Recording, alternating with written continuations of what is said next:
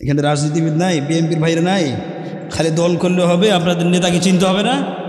নেতার পরিচয় জানতে হবে। জিয়াউর রহমান ছিল ইসলাম প্রেমী, দিন প্রেমী, তাওহীদ প্রেমী, ঠিক না ঠিক? আমার ভাইরা, জিয়াউর রহমানের আদর্শ যদি আমরা ধারণ করি, তারা কোনো দিন ইসলাম বিদ্বেষী মনোভাব লালন করতে পারে না। কথা বলেন ঠিক না ঠিক? আমার ভাইরা, এই জিয়াউর রহমান কি পরিমাণে ইসলাম প্রিয় ছিল। 1977 সালে জিয়াউর রহমানকে সৌদি আমন্ত্রণ দেওয়া হলো হজ করার জন্য। কি করার জন্য? হজ করার জন্য। জিয়াউর রহমান সৌদিতে গেলেন হজ করার জন্য। বহির্বিশ্বের কোনো নেতারা যখন আরেক দেশে সফরে যায়, ভ্রমণে যায়, তারা দামি দামি উপহার সামগ্রী গিফট হিসেবে নিয়ে যায়, ঠিক না ঠিক? আমাদের দেশে যখন আমাদের দাদা আসছিল, নাম কি, নরেন্দ্র মোদী, উপহার হিসেবে নিয়ে আসছিল কি বলেন? সর্বশেষ লাস্ট যে আপনার সফর ছিল, তখন যখন বাংলাদেশে আসে, উপহার হিসাবে নিয়ে আসছিল রেলের ইঞ্জিন। কিনে আসছিল?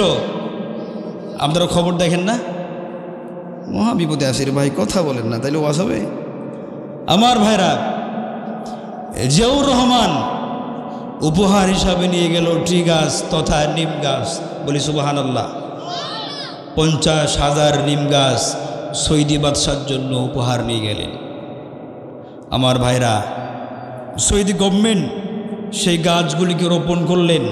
আজ পর্যন্ত যারা হজ করতে যান, হজ করতে গেলে দেখবেন মদিনার পাহাড়ে বিভিন্ন জায়গাতে সেই নিম গাছগুলো বিদ্যমান আছে। বলি সুবহানাল্লাহ।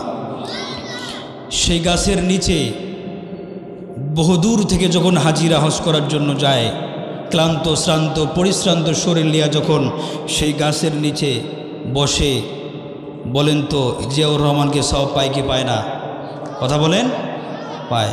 আমার মনে বলে জিয়াউর রহমান যে একটা কাজ করেছেন, এই কাজের বিনিময়ে আল্লাহ রাব্বুল আলামিন তাকে জান্নাত দিবে। বলিয়া সুবহানাল্লাহ।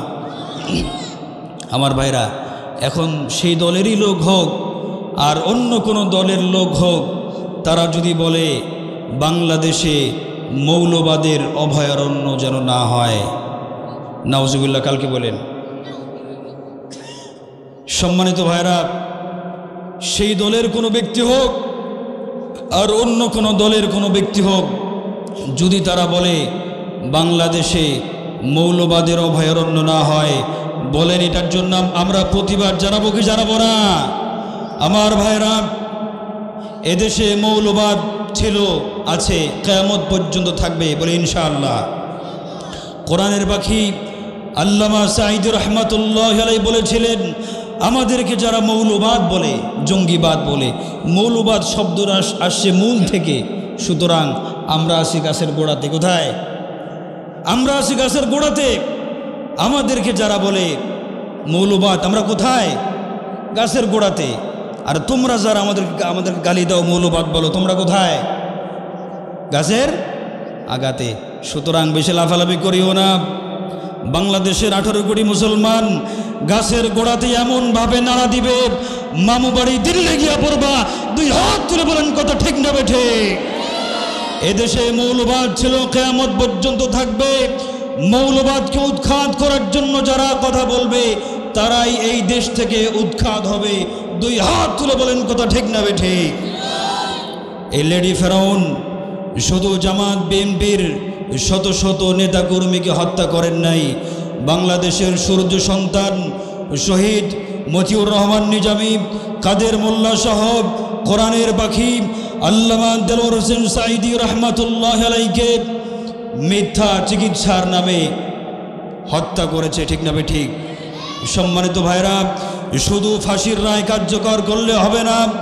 অচিরেই এই লেডি ফেরাউন, এই হাসিনাকে বহির্বিশ্ব থেকে দেশের মাটিতে নিয়ে আসে, তাকে প্রকাশ্যে ফাঁসি দিতে হবে, ঠিক না ঠিক ভাইরা?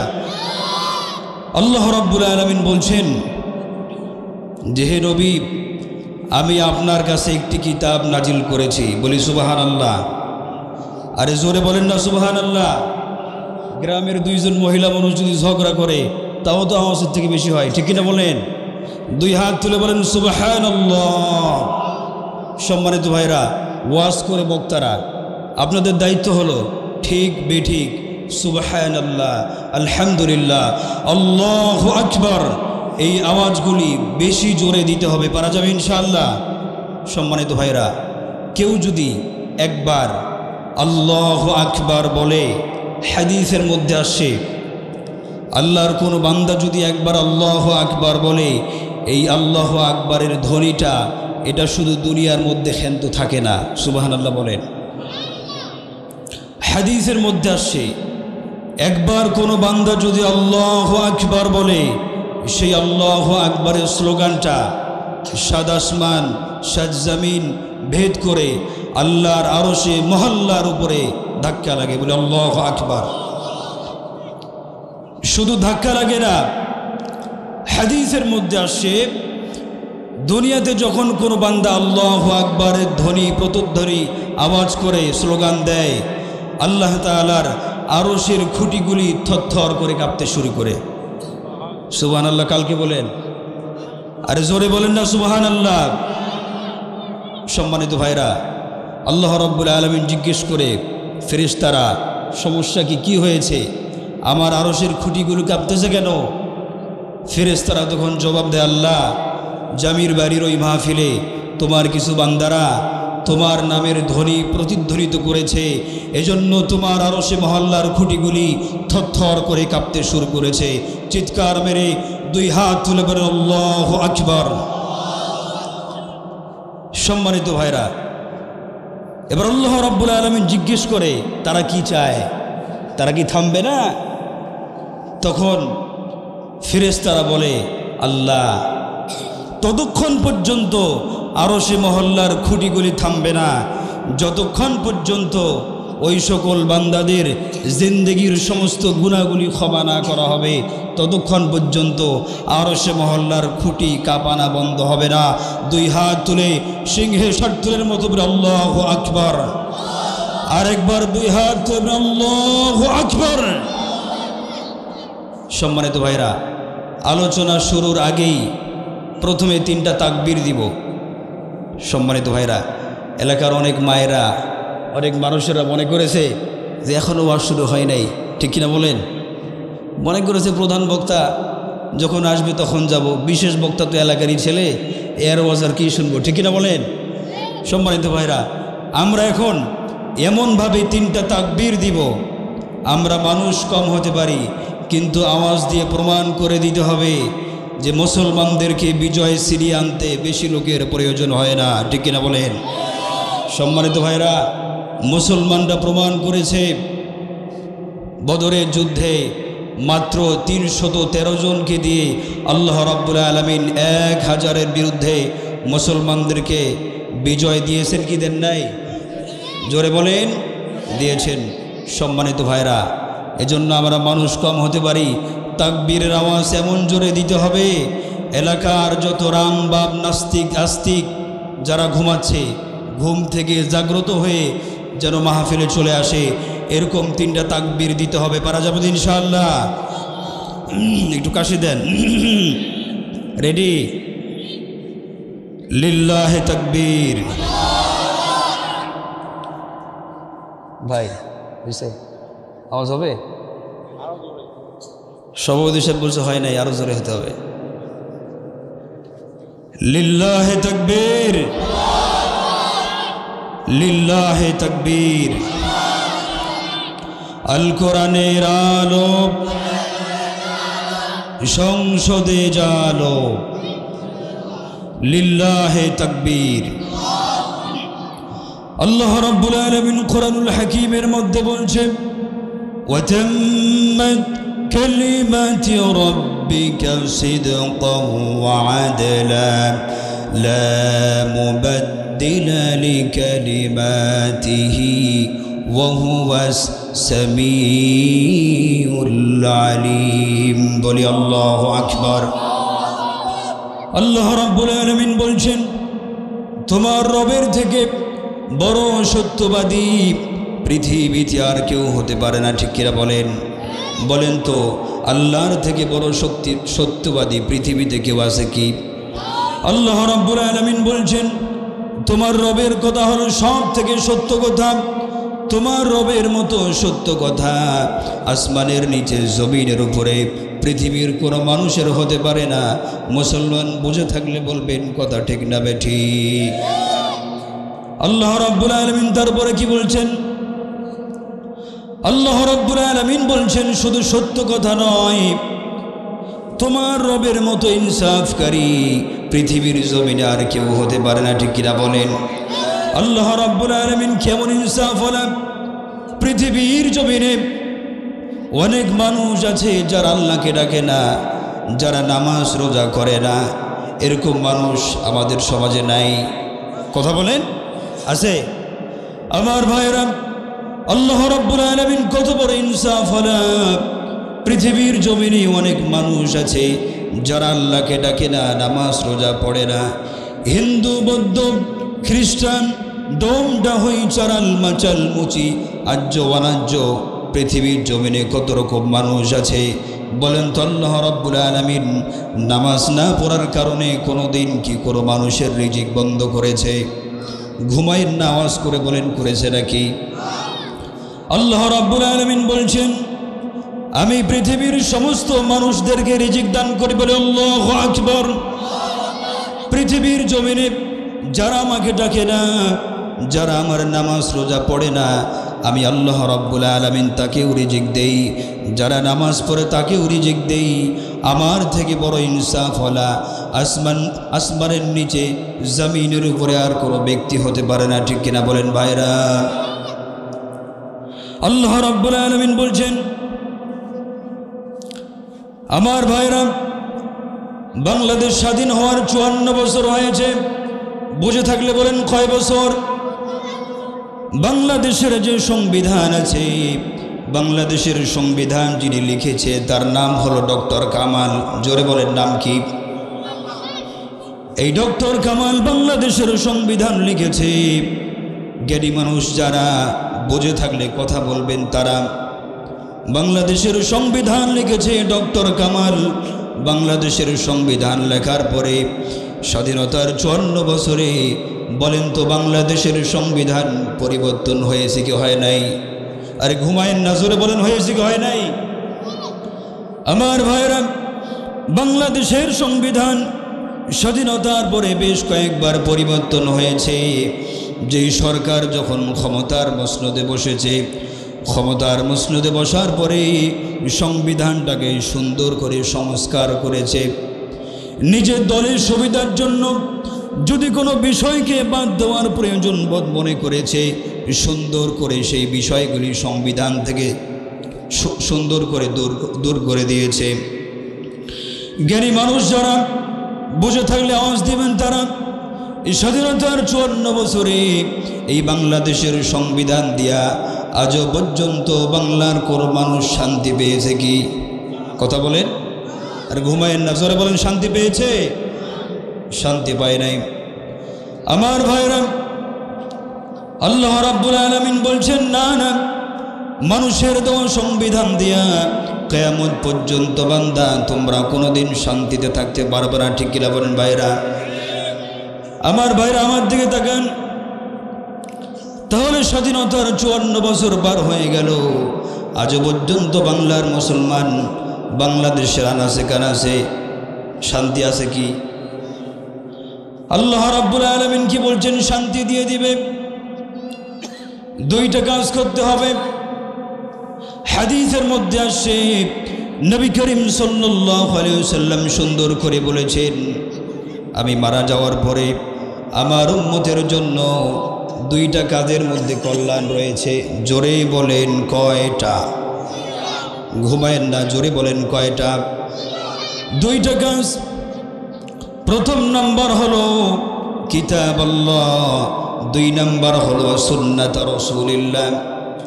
নবী করিম সাল্লাল্লাহু আলাইহি ওয়াসাল্লাম বলেছেন, হে আমার উম্মতেরা, আমি মারা যাওয়ার পরে তোমরা দুইটা জিনিসকে যদি সুন্দর করে আঁকড়ে ধরতে পারো, তাহলে তোমরা দুনিয়াতে সুখে শান্তিতে বসবাস করবে। বলি সুবহানাল্লাহ। আমার ভাইরা, এই হাদিস থেকে সুন্দর করে প্রমাণ হয়ে যায় মুসলমানের জন্য, মুসলিম উম্মাহ যারা, মুসলমানের জন্য কোরআন সুন্নাহর বাহিরে অন্য কোথাও যদি শান্তি খুঁজে, বলেন কি শান্তি পাবে নাকি? কথা বলেন, শান্তি পাবে? পাবে না। আমার ভাইরা, আজকে সমাজ ব্যবস্থা কোথাও শান্তি নেই। পৃথিবীর সকল মানুষেরা শান্তি চায়। জোরে বলেন, আপনারা শান্তি চান কি চান না? আমার ভাইরা, নবী করিম সাল্লাল্লাহু আলাইহি ওয়াসাল্লাম যখন দুনিয়াতে আসেন, আসার পরে সে সমাজের মধ্যে শান্তি ছিল কি? জোরে বলেন, শান্তি ছিল না। আমার ভাইরা, নবী করিম সাল্লাল্লাহু আলাইহি ওয়াসাল্লাম যখন আস্তে আস্তে বড় হতে শুরু করলেন, বড় হওয়ার পরে দেখে মদিনার মানুষের মধ্যে কোনো শিষ্টাচার নাই, আদব কায়দা নাই। এই মানুষরা এত পরিমাণে বর্বরতা, এত পরিমাণে অসভ্য। এই মানুষগুলোকে সভ্যতে পরিণত করার জন্য নবী করিম সাল্লাল্লাহু আলাইহি ওয়াসাল্লাম জন্মের পর থেকে টানা 17 বছর মানুষের দ্বারে দ্বারে গিয়েছে।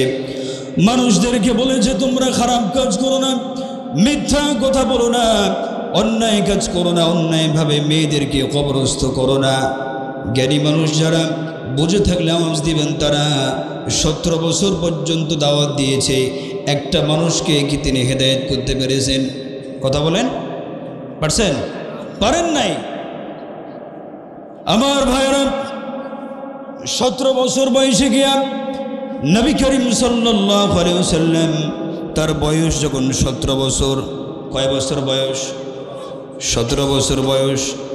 17 বছর বয়সে গিয়া নবী করিম সাল্লাল্লাহু আলাইহি ওয়াসাল্লাম মদিনার সমস্ত যুবকদেরকে ডাক দিলেন, ও যুবকেরা, তোমরা কি দেখো না, তোমাদের চোখের সামনে তোমাদের বোনদেরকে ধর্ষণ করা হয়। কি করা হয়? তোমাদের চোখের সামনে তোমাদের বোনদেরকে ধর্ষণ করা হয়। তোমাদের চোখের সামনে মানুষদেরকে হত্যা করা হয়। তোমাদের চোখের সামনে মানুষের অধিকার নষ্ট করা হয়। 17 বছর বয়সে গিয়া মদিনার যুবকদেরকে তিনি তাদের সামনে বয়ান দিলেন, ও যুবকেরা, আসো, আজ থেকে আমরা এই অসভ্য বর্বর সমাজকে পরিবর্তন করার জন্য আমরা হাতে হাত রেখে, কাঁধে কাঁধ রেখে এই সমাজকে পরিবর্তন করার জন্য আমরা কাজ করব। 2 হাত তুলে বলেন মুসলমান, সুবহানাল্লাহ। আমার ভাইরা, 17 বছর বয়সে নবী করিম সাল্লাল্লাহু আলাইহি ওয়াসাল্লাম মদিনার যুবকদেরকে নিয়ে সংগঠন তৈরি করলেন। বুঝে থাকলে বলেন তো, সেই সংগঠনের নাম কি? কিরে ভাই, আপনারা এতবার শোনেন, ওয়াজ মনে থাকে না? হিলফুল ফুজুল। আমার ভাইরা, সংগঠনের নাম হলো হিলফুল ফুজুল। এই সংগঠন চালু করলেন। সংগঠনের মূল কাজ হলো সমাজ থেকে অসত্য, অন্ধকারকে দূরীভূত করে আল্লাহর কোরআনকে আল্লাহর জমিনে বাস্তবায়ন করতে হবে। যত চাঁদাবাজি, যত রাহাজানি, খুন, ধর্ষণ, এই সকলের বিরুদ্ধে, এই সব অন্যায় অপকর্মের বিরুদ্ধে প্রতিবাদ করতে হবে। এই জন্য নবী করিম সাল্লাল্লাহু আলাইহি ওয়াসাল্লাম মদিনার সমস্ত যুবকদেরকে নিয়ে 17 বছর বয়সে হিলফুল ফুজুল সংগঠন চালু করেছেন। সুবহানাল্লাহ বলেন। আমার দিকে তাকান, গভীর মনোযোগ দিয়ে শুনতে হবে। আমার ভাইরা, 17 বছর বয়সে গিয়া নবী করিম সাল্লাল্লাহু আলাইহি ওয়াসাল্লাম হিলফুল ফুজুল সংগঠন তৈরি করলেন। 0 থেকে শুরু করে 17 বছর পর্যন্ত তিনি একাই মানুষের দ্বারে দ্বারে গিয়েছেন, দাওয়াত দিয়েছেন। একটা মানুষকেও তিনি হেদায়েত করতে পারেন নাই। 17 বছর বয়সে গিয়া যুবকদেরকে সঙ্গে নিয়ে, তখন তিনি একা নয়, মদিনার শতাধিক যুবকদেরকে সঙ্গে নিয়ে অসভ্য বর্বর সমাজকে পরিবর্তন করার জন্য কাজ করেছিলেন। জ্ঞানী মানুষ যারা, বুঝে থাকলে আওয়াজ দিবেন, তারা যুবকদেরকে নিয়েও সেই সমাজের বিরুদ্ধে, সেই সমাজ থেকে অন্ধকার দূর করার জন্য কাজ করার পরেও বলেন তো, একজন মানুষকেও কি তিনি পরিবর্তন করতে পেরেছেন? পারছেন? আমার ভাইরা, 17 বছর থেকে শুরু করে নিয়ে আবার টানা 23 বছর নবী করিম সাল্লাল্লাহু আলাইহি ওয়াসাল্লাম মদিনার অলিতে গলিতে মানুষের দ্বারে দ্বারে গেলেন, মানুষের বাড়িতে বাড়িতে গেলেন, মানুষদেরকে বুঝালেন তোমরা অন্যায় কাজ করো না, মিথ্যা কথা বলো না, অন্যায়ভাবে মানুষের সম্পত্তিগুলি দখল করে ভোগ করো না। মেয়ে জন্মগ্রহণ করলে মেয়েদেরকে অন্যায়ভাবে জীবন্ত কবরস্থ করো না। ভাইরা আমার, বুঝে থাকলে বলবেন টানা 40 বছর মদিনার মানুষের অলিতে গলিতে দাওয়াত দিয়েছেন, বলেন তো একটা মানুষকেও কি তিনি হেদায়েত করতে পেরেছেন? কথা বলেন, পারেন নাই। আমার দিকে তাকান, বয়স যখন 40 বছর হয়ে গেল, নবী করিম সাল্লাল্লাহু আলাইহি ওয়াসাল্লাম ভেঙ্গে পড়েন নাই। 40 বছর বয়সে গিয়া নবী করিম সাল্লাল্লাহু আলাইহি ওয়াসাল্লাম চিন্তায় পড়ে গেলেন, ধ্যানমগ্ন হয়ে গেলেন। 40 বছর যাবৎ দাওয়াত দিলাম, একটা মানুষকেও পরিবর্তন করতে পারলাম না। তখন তিনি হেরা গুহার মধ্যে চলে গেলেন। কোথায় গেলেন? কথা বলেন, আমার দিকে তাকান। আমার ভাইরা, হেরা গুহার মধ্যে তিনি চলে গেলেন ধ্যানমগ্ন অবস্থায়। হেরা গুহার মধ্যে অবস্থান করে গভীর রাত্রেবেলায় আল্লাহর কাছে দোয়া করছে, আল্লাহ এই অসভ্য সমাজকে পরিবর্তন করার জন্য আমি টানা 40 বছর মেহনত করলাম, মালিক আমি পারি নাই, আল্লাহ তোমার সাহায্য কামনা করি। 2 হাত তুলে বলেন মুসলমান সুবহানাল্লাহ। আমার ভাইরা, নবী করিম সাল্লাল্লাহু আলাইহি ওয়াসাল্লাম হেরা গুহার মধ্যে কান্না জড়িত কণ্ঠে আল্লাহর কাছে কান্না করছে, আল্লাহ এই অসভ্য বর্বর সমাজের মানুষগুলোকে পরিবর্তন করার জন্য তুমি আমার কাছে এমন কিছু দাও যেটা দিয়া মদিনার বর্বর মানুষগুলোকে আমি ভালো মানুষ বানাতে পারি। 2 হাত তুলে বলেন মুসলমান সুবহানাল্লাহ। আমার ভাইরা, আমার দিকে তাকান। গভীর রাত্রিবেলায় নবী করিম সাল্লাল্লাহু আলাইহি ওয়াসাল্লাম ধ্যানমগ্ন আছেন, কান্না করছেন। গভীর রাত্রিবেলায় পিছন থেকে কে জানি ডাকে মৃদু মৃদু কণ্ঠে, সুবহানাল্লাহ বলেন, আর আসতে বলেন, আরে জোরে বলেন না সুবহানাল্লাহ। এলাকার মহিলা ঝগড়াগুলো তো থেকে আওয়াজ বেশি হয় রে ভাই, এতগুলো যুবক আছে, আরে জোরে বলেন সুবহানাল্লাহ। আমার ভাইরা, পিছন থেকে কে জানি মৃদু মৃদু কণ্ঠে ডাকে, ইয়া রাসূলুল্লাহ, ইয়া হাবিবাল্লাহ। মাথা উঁচু করেন, আল্লাহ রাব্বুল আলামিন আপনার চোখের পানি কবুল করেছে। 2 হাত তুলে বলেন মুসলমান সুবহানাল্লাহ। আল্লাহ রাব্বুল আলামিন আপনার চোখের পানি কবুল করেছে। এই অসভ্য বর্বর জাতিকে, মানুষগুলোকে পরিবর্তন করার জন্য আল্লাহ রাব্বুল আলামিন এমন একটা কিতাব আপনাকে দিয়েছে, যেই কিতাব দিয়া অল্প সময়ের মধ্যে গোটা পৃথিবীর সমস্ত মানুষদেরকে আপনি সভ্য বানাতে পারবেন। 2 হাত তুলে বলেন তো সেই কিতাবের নাম কি? জোরে বলেন, আল কোরআন। আমার ভাইরা, লম্বা আলোচনা, মূল বিষয় হলো তারপরে নবী করিম সাল্লাল্লাহু আলাইহি ওয়াসাল্লাম কোরআনকে বাসার মধ্যে নিয়ে আসলেন।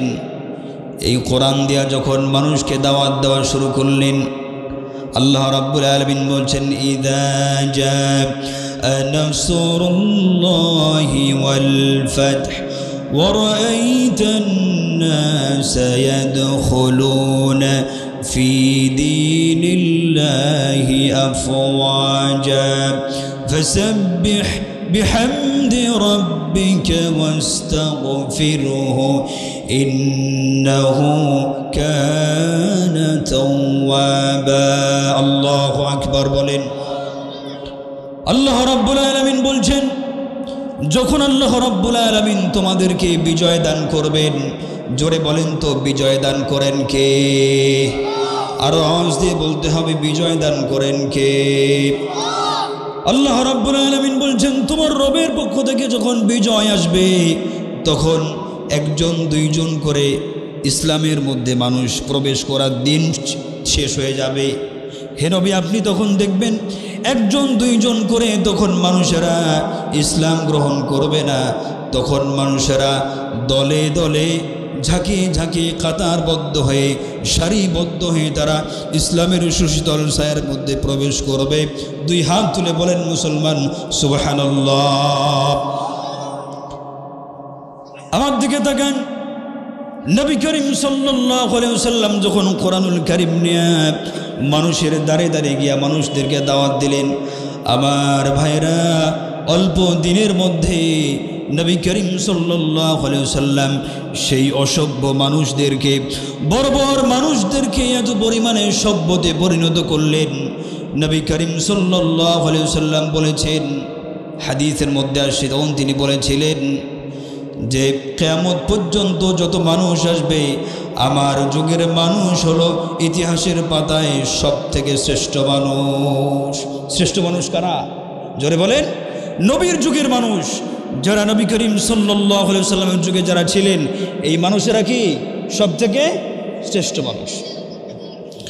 আমার ভাইরা আমার দিকে তাকান, তাহলে অসভ্য বর্বর মানুষদেরকে নবী করিম সাল্লাল্লাহু আলাইহি ওয়াসাল্লাম অল্প দিনের মধ্যে সভ্য বানালেন। ভালো করলেন কি দিয়া? জোরে বলেন। কোরআন দিয়া। আওয়াজ দিবেন, বলেন তো সেই কোরআন আজকে আমাদের সমাজে আছে না নাই? আছে। আমার ভাইরা, কোরআনুল কারীম আমাদের সমাজে এখনো আছে। থাকার পরেও বলেন তো এই সমাজ থেকে চুরি, রাহাজানি, খুন বন্ধ হয় না কেন? কেন বন্ধ হয় না? জোরে বলেন। কোরআন আছে মসজিদে, কোরআন আছে মাদ্রাসায়, কোরআন আছে হাফেজদের সিনায়। জ্ঞানী মানুষ যারা আওয়াজ দিবেন তারা বলেন তো আল্লাহ রাব্বুল আলামিন কোরআনুল কারীম দুনিয়াতে নাজিল করেছেন কিসের জন্য? কথা কয় না। কিসের জন্য? শুধু হেদায়েতের জন্য? আমার ভাইরা, নবী করিম সাল্লাল্লাহু আলাইহি ওয়াসাল্লাম কোরআন দিয়া মদিনার মানুষদেরকে পরিবর্তন করলেন।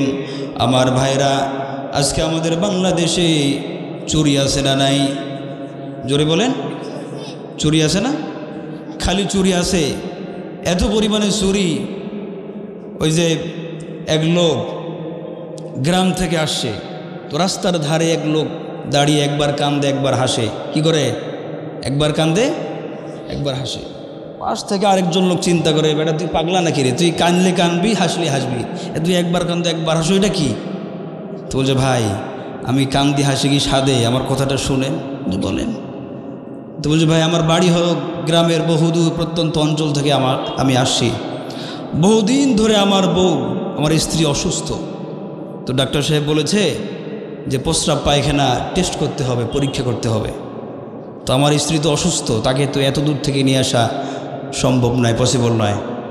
তো আমি কি করেছি, আমার স্ত্রীর মলমূত্র সুন্দর করে পলিথিনের মধ্যে নিয়ে, তার উপরে একটা শপিং ব্যাগ দিয়া, তার উপরে বাজারের ব্যাগ দিয়া, সুন্দর করে আমি মলমূত্র পরীক্ষা করার জন্য গ্রাম থেকে শহরে আসছি ডাক্তারের কাছে। মজার বিষয় শুনে আমার দিকে শুনেন।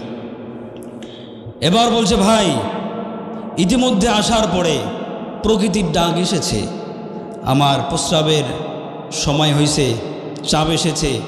ব্যাগটা আমি সুন্দর করে রাস্তার পাশে রেখে আমি ফাঁকা মাঠে খোলা আকাশের নিচে আমার কাম সারার পরে এসে দেখি আমার ব্যাগ নাই।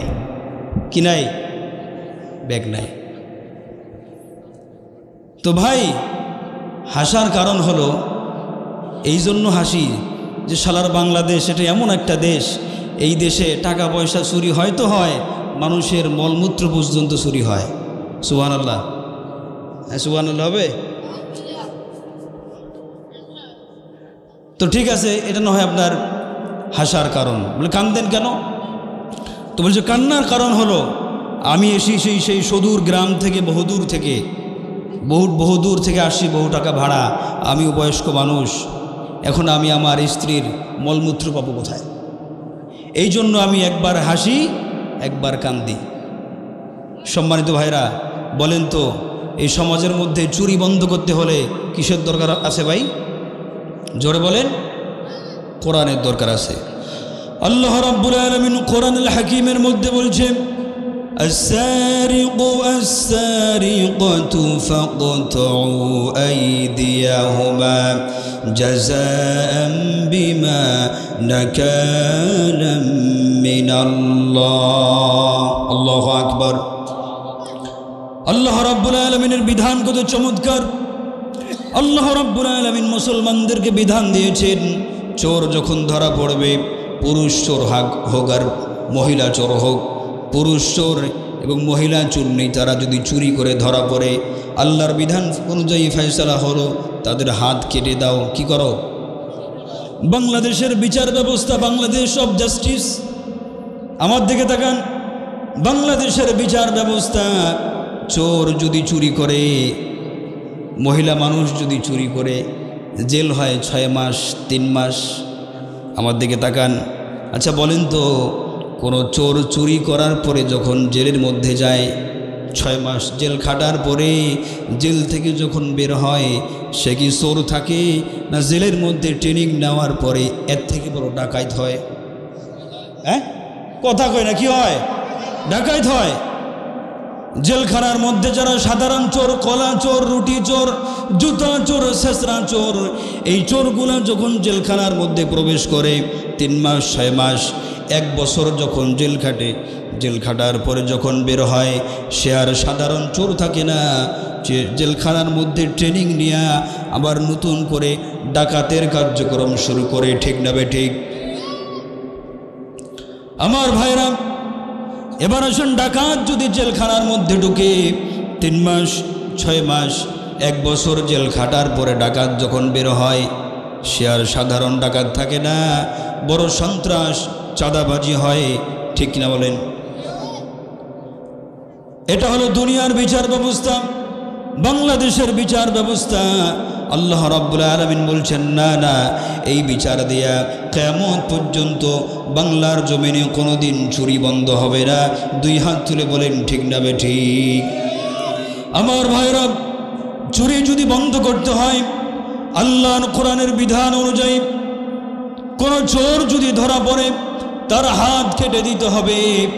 আমার ভাইয়ের, একজন চোরের বিচার যদি আল্লাহর কোরআন দিয়া করা হয়, আমার মনে বলে শুধু জামির বাড়ি এলাকা নয়, গোটা বাংলাদেশে এমন কোনো চোরের সাহস হবে না চুরি করার। ঠিক না বে ঠিক?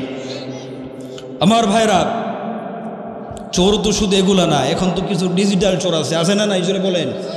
টিন চোর, রিলিফের চাউল চোর, বিধবা ভাতার টাকা চোর, বয়স্ক ভাতার টাকা চোর, এরকম হাইব্রিড চোর আমাদের সমাজে আছে না নাই? কথা কন। আমার ভাইরা, সমাজের যারা কলা চোর, রুটি চোর, এই চোরগুলা ম্যাক্সিমাম তারা চুরি করে পেটের ক্ষুধায়, পেটের দায়ে। কিসের দায়ে? পেটের দায়ে চুরি করে। বড় বড় চোর যারা আছে, বড় বড় রাঘব গাওয়াল, বলেন তো এরা কি পেটের ক্ষুধায় চুরি করে না স্বার্থ হাসিলের জন্য? আমার ভাইরা, আল্লাহর কোরআনের ফয়সালা যদি থাকতো, আল্লাহর কোরআন দিয়া যদি বাংলাদেশ পরিচালিত হতো, এই সকল চোরদের ধরে ধরে হাত কাটা হতো। ঠিক কিনা বলেন? আমার ভাইরা, আল্লাহর বিচার না থাকার কারণে বাংলাদেশে দিন দিন চুরি, দুর্নীতি বাড়তেছে না কমতেছে? কথা কন। বাড়তেছে। আমার ভাইরা, কি পরিমাণে চুরি! এজন্য বঙ্গবন্ধু আফসোস করে বলেছিল, স্বাধীনতার 2 বছর পরে 1973 সালে বঙ্গবন্ধু বহির্বিশ্বের যারা নেতারা আছে তাদের কাছে চিঠি লিখলেন, নেতারা, বহির্বিশ্বের যারা নেতা আছো, শীতকালে আমার উত্তরবঙ্গের মানুষেরা মারা যায়, শীতের পোশাক নাই, কম্বল নাই, তোমরা বহির্বিশ্ব থেকে আমার দেশের মানুষদের জন্য কম্বল পাঠাও। কি পাঠাও? কম্বল পাঠাও। তো বহির্বিশ্বের যারা নেতারা আছে তারা কার্গো বিমানে করে কম্বল পাঠা শুরু করলো, কম্বল আসতে শুরু করলো। আস্তে আস্তে বাংলাদেশের মানুষের সংখ্যা তৎকালীন ছিল 7.5 কোটি। কয় কোটি? 7.5 কোটি। আপনার 7.5 কোটি মানুষ ছিল। তো 7.5 কোটি মানুষ, কম্বল আসতে আসতে 7.5 কোটি কম্বল আসলো। বঙ্গবন্ধু সেদিন আফসোস করে বলেছিল যে 7.5 কোটি মানুষ, 7.5 কোটি কম্বল, আমার কম্বল গেল কোথায়? আমার ভাইরা, সেদিন বঙ্গবন্ধু বলেছিল এই দেশে কোনো দিন চুরি দুর্নীতি রাহাজানি বন্ধ হতে পারে না।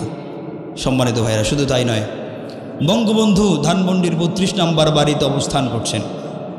গ্রাম থেকে এক কৃষক তার ফসল থেকে উৎপাদিত টাটকা সবজি ব্যাগের মধ্যে নিয়া নেতার বাড়ি ধানমন্ডির 32 নম্বর বাড়িতে গিয়া দারোয়ানকে নক করে, দারোয়ান সাহেব, দারোয়ান আটকাই দিয়েছে, বলছে কী সমস্যা?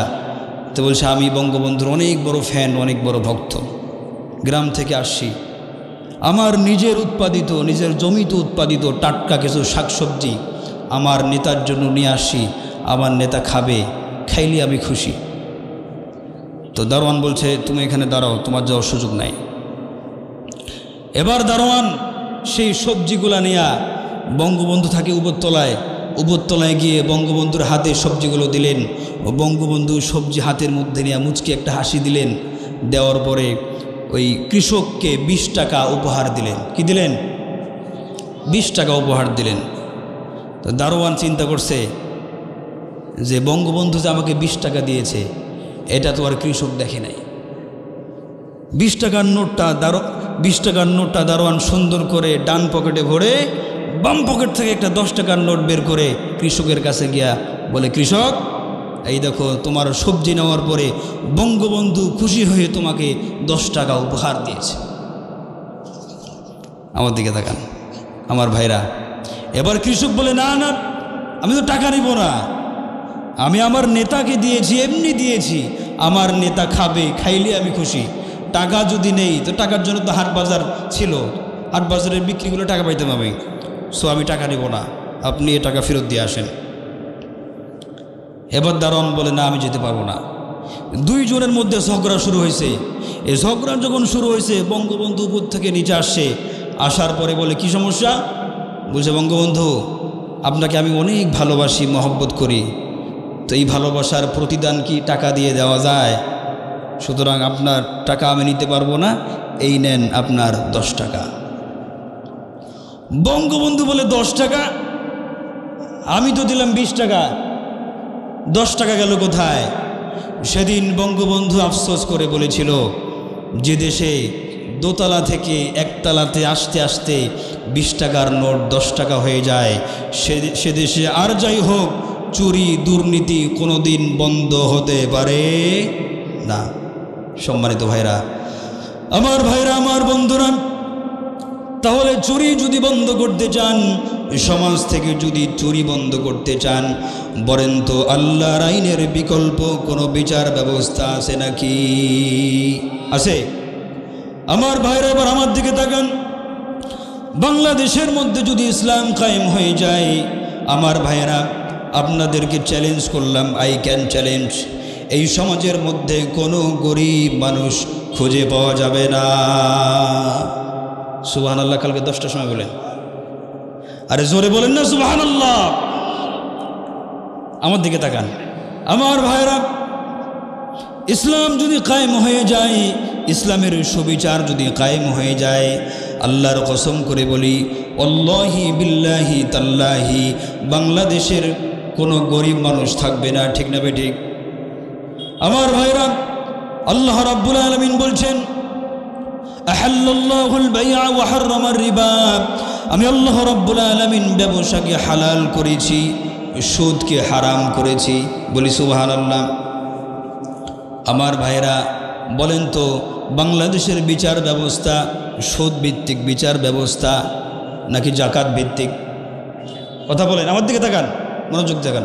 আমার ভাইরা বলেন তো, বাংলাদেশের বিচার ব্যবস্থা সুদ ভিত্তিক না জাকাত ভিত্তিক? আমার দিকে তাকান। সুদ ভিত্তিক বিচার ব্যবস্থা, এটি এমন একটি বিচার ব্যবস্থা, এটি হলো সমাজের গরিব মানুষদেরকে যত দিন যায় দিন দিন আরও গরিব বানায়। ঠিক না বেঠিক? আচ্ছা বলেন তো, ব্যাংক থেকে এনজিও থেকে লোন নেয় কারা? কথা বলেন, কথা কয় না রে ভাই। কারা নেয় লোন? লোন কারা নেয়? গরিব মানুষ লোন নেয়। আমার ভাইরা, একজন গরিব মানুষ লোন কখন নেয়? যখন মেয়ের বিয়ে দিবে,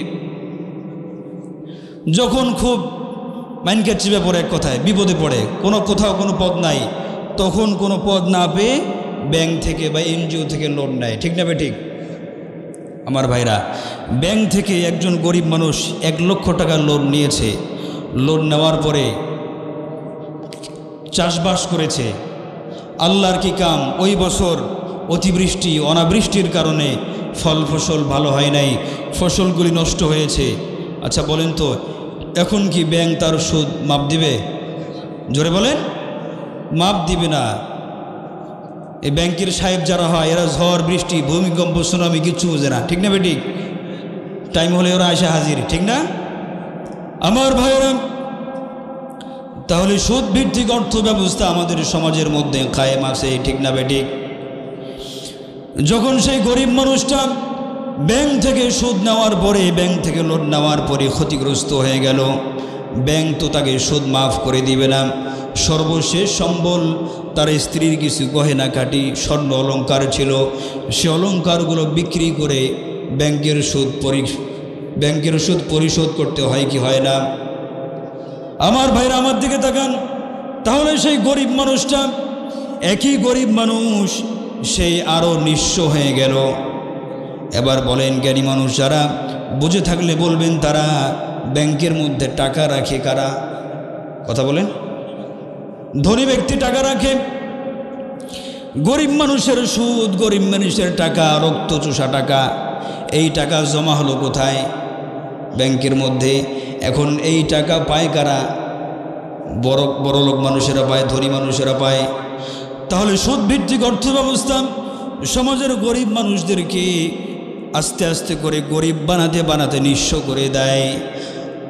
আর সমাজের যারা রাঘব গোয়াল বড়লোক মানুষ, এদেরকে আস্তে আস্তে করে আরও বড়লোক বানায়, ঠিক না বেঠিক? আমার ভাইরা, আমি যে মসজিদে জুমা পড়াই, রাজশাহীর মসজিদে, তো ম্যাক্সিমাম রিটায়ার্ড পারসন তারা চেয়ারে বসে নামাজ পড়ে।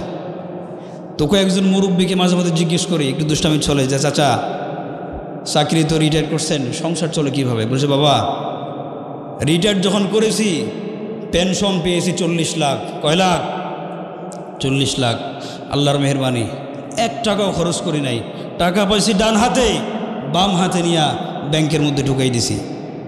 প্রত্যেক মাসে আল্লাহর মেহরবানিতে সেই ব্যাংক থেকে ইন্টারেস্ট পাই 20,000 টাকা। সেই টাকা দিয়ে আলহামদুলিল্লাহ বউ বাচ্চা নিয়ে আরামে আছি। আচ্ছা বলেন তো, এই ব্যাংক থেকে যে টাকাটা পায়, এটা কি সুদ না হালাল? কথা কয় না, কথাই তো বুঝে না। সুদ না হালাল? সুদ। আমার ভাইরা, তাহলে সুদ ভিত্তিক অর্থ ব্যবস্থা সমাজের গরিব মানুষদেরকে গরিব বানাতে বানাতে নিঃস্ব করে দেয়, নিঃশেষ করে দেয়, ঠিক না বেঠিক ভাইরা? আল্লাহ রাব্বুল আলামিন বলছেন, যাকাত ভিত্তিক অর্থ ব্যবস্থা যখন সমাজের মধ্যে কায়েম হয়ে যাবে, বাংলাদেশের মধ্যে কোনো গরিব মানুষ খুঁজে পাওয়া যাবে না। এবার ব্যাখ্যা নেন আমার ভাইরা।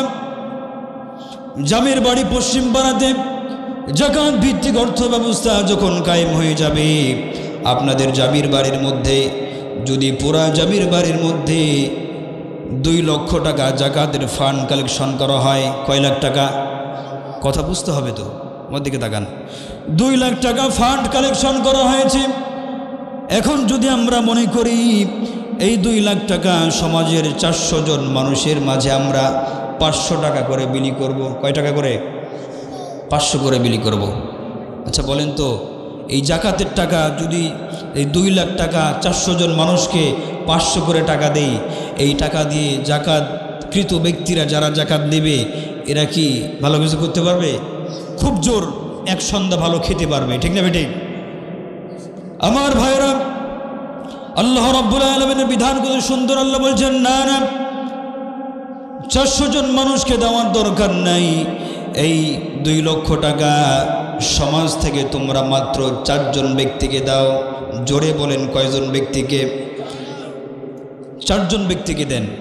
এবার 4 জন ব্যক্তিকে যদি 50,000 করে আমরা টাকা দেই, একজন মহিলা তার স্বামী নাই, বিধবা, তাকে 500 টাকা না দিয়া একবারেই 50,000 টাকা দিয়ে একটা সেলাই মেশিন কিনে দেন। কি দেন? সেলাই মেশিন কিনে দেন। যদি তাকে একটা সেলাই মেশিন কিনে দেওয়া হয়, তাকে আর কোনোদিন সাহায্য করতে হবে না। ইতিম বাচ্চাদেরকে নিয়ে সেলাই মেশিন চালিয়ে সুন্দর করে তার সংসার চালাবে, ঠিক না বেঠিক? আমার ভাইরা, আরেকজন যুবককে, বেকার যুবক, চাকরি নাই বাকরি নাই, বেকার ঘুরে বেড়ায়, এরকম একজন যুবককে একটা ভ্যান কিনে দেন। কি করে দেন? একটা ভ্যান কিনে দেন, ভ্যান চালিয়ে খাবে। আরেকজন বেকার যুবক, তাকে একটা ছোট্ট দোকান করে দেন। এরকম যদি 4 জন ব্যক্তিকে 50 করে 2 লক্ষ টাকা দেওয়া হয়, মুসলমান বুঝে থাকলে আওয়াজ দিয়ে বলবেন, এই ব্যক্তিদেরকে সামনে বছরে রাখি জাকাত খাওয়ার উপযোগী থাকবে। কথা কয় না রে, থাকবে? আমার ভাইরা, আল্লাহর বিচার ব্যবস্থা কত সুন্দর। আল্লাহ রাব্বুল আলামিন বলছেন, আমার বিধান মোতাবেক যদি তোমরা চলতে পারো বান্দারা, আমি আল্লাহ রাব্বুল আলামিন সমাজ থেকে দারিদ্রতা মুছে ফেলে দেব। আরে জোরে বলেন না সুবহানাল্লাহ। আমার ভাইরা, এজন্য যাকাত ভিত্তিক অর্থ ব্যবস্থা কায়েম করতে হবে।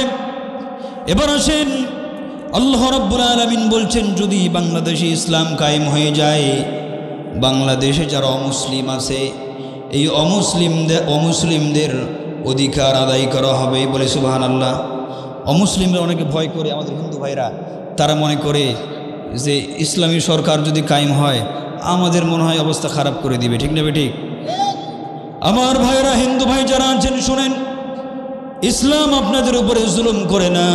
আল্লাহ রাব্বুল আলামিন বলছেন, ওয়ালা তাসুবুল্লাযীনা ইয়াদউনা মিন দুনিল্লাহি ফায়াসুবুল্লাহা আদওয়ান বাইনাহুম। বলি সুবহানাল্লাহ। আল্লাহ রাব্বুল আলামিন বলছেন, অমুসলিমদের সাথে তোমরা খারাপ আচরণ করো না, অমুসলিমদের উপাসনালয়ে তোমরা গালিগালাজ করো না। তোমরা যদি ভুলবশত তাদের রবকে, তাদের খোদাকে গালি দাও, তারাও অজ্ঞতাবশত, মূর্খতাবশত তোমাদের খোদাকে গালি দিবে। আমার অমুসলিম ভাইরা, বাংলাদেশের জমিনে যদি ইসলাম কায়েম হয়ে যায়, মায়ের কোলে সন্তান যেমন নিরাপদে ঘুমায়, 56,000 বর্গ মাইলের দেশে মায়ের কোলে সন্তান যেমন নিরাপদ, বাংলাদেশে অমুসলিমরা তেমন নিরাপদে ঘুমাবে। আওয়াজ তুলে বলেন সুবহানাল্লাহ। এজন্য ভাইরা, যদি ইসলাম কায়েম হয়ে যায়, অমুসলিমদের অধিকার আদায় করা হবে। আমার ভাইরা, আমার দিকে তাকান।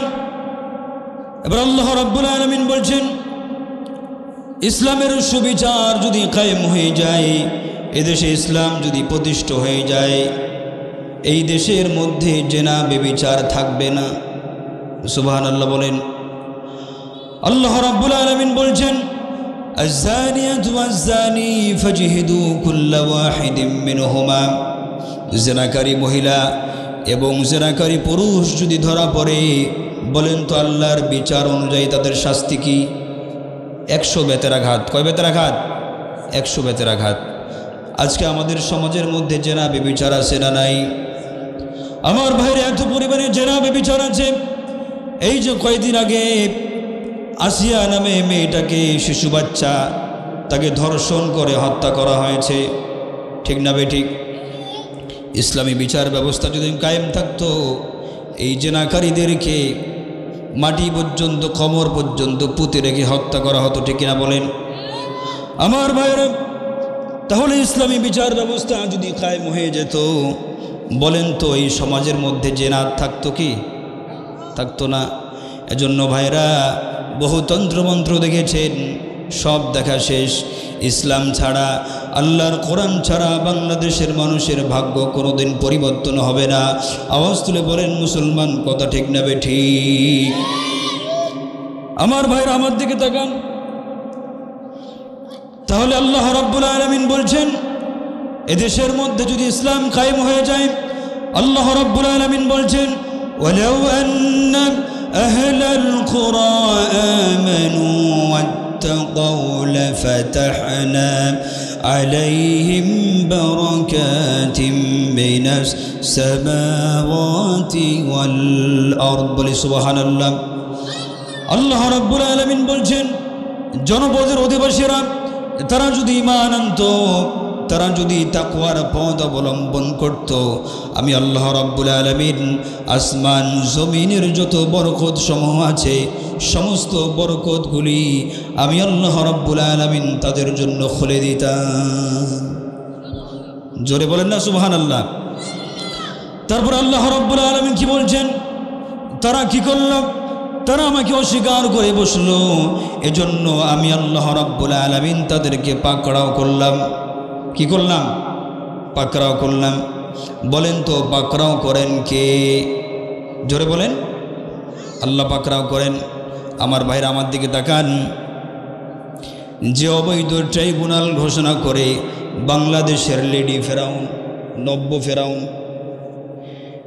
যে অবৈধ ট্রাইব্যুনাল ঘোষণা করে বাংলাদেশের সূর্য সন্তান জামাত বিএনপি সহ হাজার হাজার নেতাকর্মীকে ফাঁসির কাস্টে ঝুলিয়েছে, হাজার হাজার নেতাকর্মী ইসলামী আন্দোলনের কর্মীদেরকে শহীদ করেছে, যে অবৈধ ট্রাইব্যুনাল ঘোষণা করে, আল্লাহ রাব্বুল আলামিন বলছেন তিলকাল আইয়াম নুদাউিলুহা বাইনান নাস, সময় হলো পরিবর্তনশীল। আল্লাহ সেই অবৈধ ট্রাইব্যুনালের মাধ্যমে এই লেডি ফেরাউনের ফাঁসির রায় কার্যকর করেছে। জবান খুলে দুই হাত তুলে বলেন আলহামদুলিল্লাহ। আপনারা খুশি হন নাই? খুশি হলে আমার সাথে কম কেন? জোরে বলেন আলহামদুলিল্লাহ। সম্মানিত ভাইরা, এই লেডি ফেরাউন শুধু জামাত বিএনপির শত শত নেতাকর্মীকে হত্যা করেন নাই, বাংলাদেশের সূর্য সন্তান শহীদ মতিউর রহমান নিজামী, কাদের মোল্লা সহ কোরআনের পাখি আল্লামা দেলোয়ার হোসেন সাঈদী রহমাতুল্লাহ আলাইকে মিথ্যা চিকিৎসার নামে হত্যা করেছে। ঠিক না ঠিক? সম্মানিত ভাইরা, শুধু ফাঁসির রায় কার্যকর করলে হবে না, অচিরেই এই লেডি ফেরাউন এই হাসিনাকে বহির্বিশ্ব থেকে দেশের মাটিতে নিয়ে আসে, তাকে প্রকাশ্যে ফাঁসি দিতে হবে। ঠিক না ঠিক ভাইরা? সম্মানিত ভাইরা, তাহলে আল্লাহ রাব্বুল আলামিন বলছেন ইসলাম যদি কায়েম হয়ে যেত, এই সমাজের মধ্যে আল্লাহ রাব্বুল আলামিন বরকত এবং রহমত নাজিল করে দিতেন। সমাজের মধ্যে কোনো চুরি থাকবে না, সমাজের মধ্যে কোনো অপরাধ থাকবে না। আল্লাহ রাব্বুল আলামিন একটা সোনার সমাজ আমাদেরকে উপহার দিবে, বলি সুবহানাল্লাহ। আমার ভাইরা আমার দিকে তাকান। বাংলাদেশের মধ্যে অবিসংবাদিত ব্যক্তি মারা যায়, জানাজার মধ্যে কোনো মানুষ পাওয়া যায় না, 6 থেকে 7 জন মানুষ জানাজা পড়ে। ঠিক না বেঠিক? তারও কোনো নির্দিষ্ট ভিডিও ফুটেজ আজও পর্যন্ত বাংলার মানুষ দেখতে পায় নাই। আমার ভাইরা, কোরআনের পাখি আল্লামা সাঈদী রহমাতুল্লাহ আলাইহি যখন মারা গেলেন, ঢাকার জমিনে তার জানাজা পড়তে দেয় নাই। ঠিক না বেঠিক? আমার ভাইরা, বিভিন্ন বাধা প্রতিবন্ধকতা যারা সৃষ্টি করেছিল, বলেন তো তামাম বাংলাদেশে হাজার হাজার নেতাকর্মীরা কোরআনের পাখি আল্লামা সাঈদীকে তারা জানাজা পড়েছেন কি পড়েন নাই?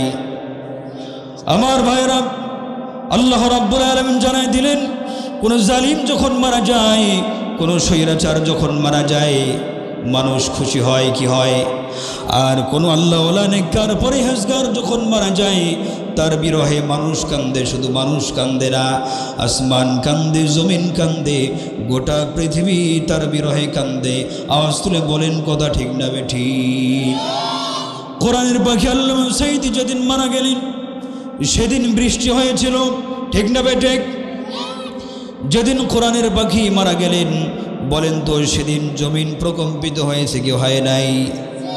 আমার ভাইরা, তারা যতই জঙ্গিবাদ আর মৌলবাদ বলুক, কোরআনের পাখি আমাদের সকলের হৃদয়ে কিয়ামত পর্যন্ত থাকবে। আওয়াজ তুলে বলেন মুসলমান ঠিক না বেঠিক? তোরা জঙ্গিবাদী মৌলবাদী যতই বলস মোদেরকে, আমরা কিন্তু রাগ করি না, ধরবে আল্লাহ তোদেরকে। ঠিক না বেঠিক? তোরা জঙ্গিবাদী মৌলবাদী যতই বলস মোদেরকে, আমরা কিন্তু রাগ করি না, ধরবে আল্লাহ তোদেরকে। ঠিক না বেঠিক?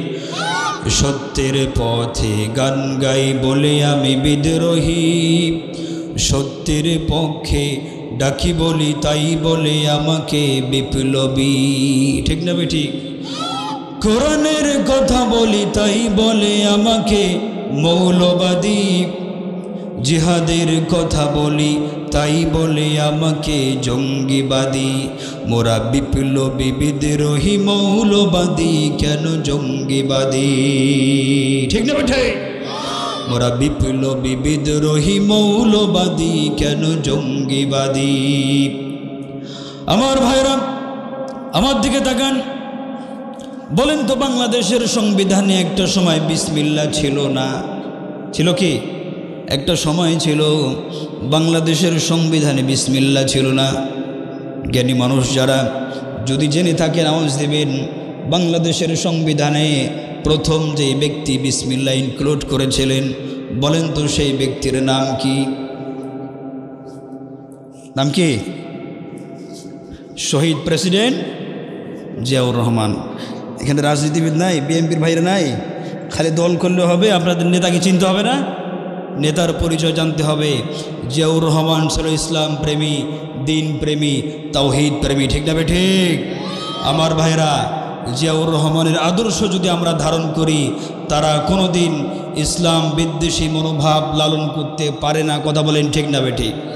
আমার ভাইরা, এই জিয়াউর রহমান কি পরিমাণে ইসলাম প্রিয় ছিল। 1977 সালে জিয়াউর রহমানকে সৌদি আমন্ত্রণ দেওয়া হলো হজ করার জন্য। কি করার জন্য? হজ করার জন্য। জিয়াউর রহমান সৌদিতে গেলেন হজ করার জন্য। বহির্বিশ্বের কোনো নেতারা যখন আরেক দেশে সফরে যায়, ভ্রমণে যায়, তারা দামি দামি উপহার সামগ্রী গিফট হিসেবে নিয়ে যায়। ঠিক না বেঠিক? আমাদের দেশে যখন আমাদের দাদা আসছিল, নাম কি, নরেন্দ্র মোদী, উপহার হিসেবে নিয়ে আসছিল কি বলেন? সর্বশেষ লাস্ট যে আপনার সফর ছিল, তখন যখন বাংলাদেশে আসে, উপহার হিসাবে নিয়ে আসছিল রেলের ইঞ্জিন। কিনে আসছিল?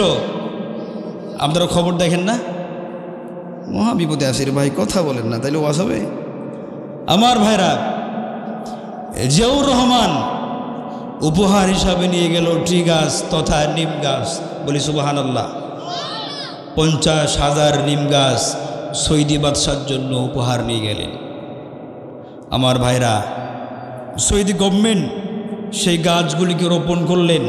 আজ পর্যন্ত যারা হজ করতে যান, হজ করতে গেলে দেখবেন মদিনার পাহাড়ে বিভিন্ন জায়গাতে সেই নিম গাছগুলো বিদ্যমান আছে। বলি সুবহানাল্লাহ।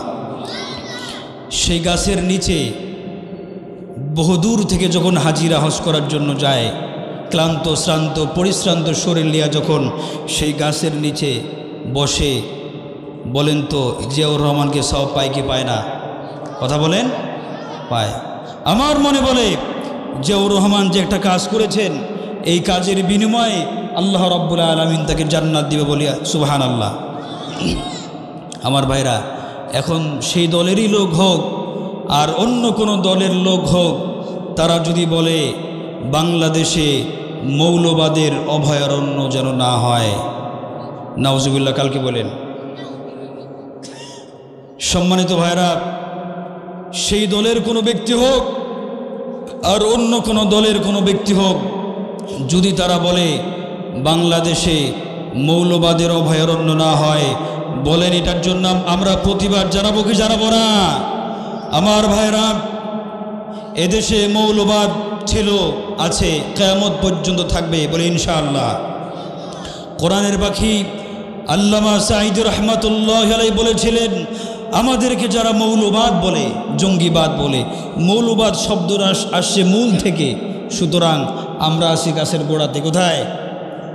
আমরা আছি গাছের গোড়াতে। আমাদেরকে যারা বলে মৌলবাদ, আমরা কোথায়? গাছের গোড়াতে। আর তোমরা যারা আমাদের গালি দাও, মৌলবাদ বলো, তোমরা কোথায়? গাছের আগাতে। সুতরাং বেশি লাফালাফি করিও না। বাংলাদেশের 18 কোটি মুসলমান গাছের গোড়াতে এমনভাবে নাড়া দিবে, মামু বাড়ি দিল্লি গিয়া পড়বা। 2 হাত তুলে বলেন, কথা ঠিক না বেঠে? এদেশে মৌলবাদ ছিল, কিয়ামত পর্যন্ত থাকবে।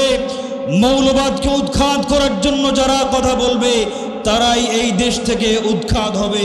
2 হাত তুলে বলেন, কথা ঠিক না বেঠে? সম্মানিত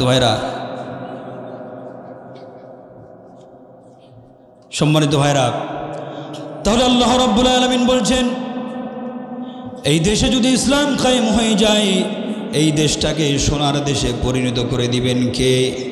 দুই হাত তুলে বলেন কে? ইসলামের মধ্যে সব কিছু আছে। এবার আসেন, ইসলামের মধ্যে পিতামাতার খেদমত আছে না নাই?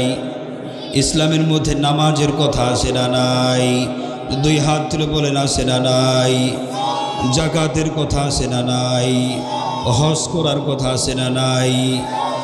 যৌতুক খাওয়ার কথা আছে না নাই? আপনারা খান না? না তো যদি থাকে খান কেন? সম্মানিত ভাইরা, আমি আগেই নিয়োগ করছি এবছর আমাদের উত্তরবঙ্গে তথা আমার এলাকার আশপাশে ভাইয়া যৌতুকগুলো মাহফিল করব, যৌতুক নিয়ে কথা হবে বলে ইনশাআল্লাহ। রাজশাহীতে যে মসজিদে আমি জুমা পড়াই সে মসজিদে মাঝে মধ্যে যেহেতু হুজুর মানুষ খতিব মাঝে মধ্যে বিয়ে পড়াতে হয়। তো বিয়ে যখন পড়াই বরপক্ষ যে থাকে বরের চেহারার দিকে তাকাই, স্যার চেহারার দিকে তাকাই, ঠোঁটগুলো কালা দেখে মনে হয় শুকনা টুকনা খায়। কি খায়? শুকনা খায়। শুকনা খাইলেও সমস্যা নাই। বিয়ের সময় দেখি যে ৮০,০০০ টাকা মোহরানা নগদ বুঝিয়া দিয়া আমি তাকে স্ত্রী হিসাবে গ্রহণ করিলাম। বলি সুবহানাল্লাহ। আমি চিন্তা করি হায় রে, আমাদের এলাকায় তো হুজুররা পর্যন্ত যৌতুক নেয়, ঠিক না? ঠিক, অনেক হুজুররা নেয় না, যৌতুক নেয় না? সম্মানিত ভাইরা, আচ্ছা আওয়াজ তুলে বলেন, কুত্তার গু খাওয়া, কুত্তার পায়খানা খাওয়া হালাল না হারাম? জোরে বলেন। শুকুরের মাংস খাওয়া হালাল না হারাম? আমি কিন্তু বলিনি, আপনারা বলেছেন। শুকুরের মাংস খাওয়া হালাল না হারাম? কুত্তার পায়খানা খাওয়া হালাল না হারাম? হাদিসের মধ্যে আসে বিশেষ প্রয়োজনে কুত্তার মাংস, কুত্তার পায়খানা, শুকুরের মাংস খাওয়া যেতে পারে, খাওয়া হালাল হতে পারে, কিন্তু যৌতুক খাওয়া সম্পূর্ণ হারাম। বলি সুবহানাল্লাহ। আল্লাহ রাব্বুল আলামিন বলছেন ওয়াতুন নিসা সাদুকাতিহিন্না নিহলা। বলি আল্লাহু আকবার। আল্লাহ রাব্বুল আলামিন বলছেন তোমরা যখন বিয়ে করবা তোমাদের স্ত্রীদেরকে তোমরা মোহরানা সন্তুষ্ট চিত্তে তাকে মোহর বুঝিয়ে দিবা। বলি সুবহানাল্লাহ। আল্লাহ রাব্বুল আলামিন তারপরে বলছেন মোহরানা বুঝিয়ে দেওয়ার পরে যদি তোমার স্ত্রী তোমাকে সেই মোহরানার কোনো অংশ খুশি হয়ে তোমাকে দেয় তাহলে সেটা খাওয়ার বিধান আল্লাহ রাব্বুল আলামিন জায়েজ করেছে। আমাদের সমাজের বিচার ব্যবস্থা, আমাদের সমাজ ব্যবস্থা এত খারাপ হয়েছে, আল্লাহর বিধানকে আমরা পরিবর্তন করেছি। মোহরানা তো দেই না, উল্টা যৌতুক নিয়ে বসে থাকে, ঠিক না ঠিক? আমার ভাইরা, ছেলের বাবা আছেন কারা কারা? একটু হাতগুলো দেখতে চাই, হাত তুলেন। ছেলের বাবা আছেন কারা কারা? হাত তুলেন, হাত তুলেন। কারা কারা আছেন? হাত তুলেন, হাত তুলেন। এই তোমার ছেলে হয়েছে নাকি? সর্বনাশ করছিলে বাবা, হাত নামাও। ছেলের বাবা কারা কারা? হাত তুলেন। করে ছেলের বাবা কারা কারা? হাত তুলেন, টান টান করেন। আল্লাহর কাছে শপথ করেন, আল্লাহ ছেলের বিয়েতে যৌতুক নামের কৌতুক, বলেন যৌতুক নামের কৌতুক, এই যৌতুক খাবো না। বলি ইনশাআল্লাহ। হাত নামান। এবার বিয়ে করেন নাই যুবক, তরুণ নওজোয়ান ভাই আছেন কারা কারা? হাত তুলেন, হাত দেখি, হাত তুলেন। সবাই হাত তুলেন, যুবকরা হাত তুলো। আমার সাথে শপথ করেন যে বিয়েতে যৌতুক নামের কৌতুককে আজ থেকে না বললাম।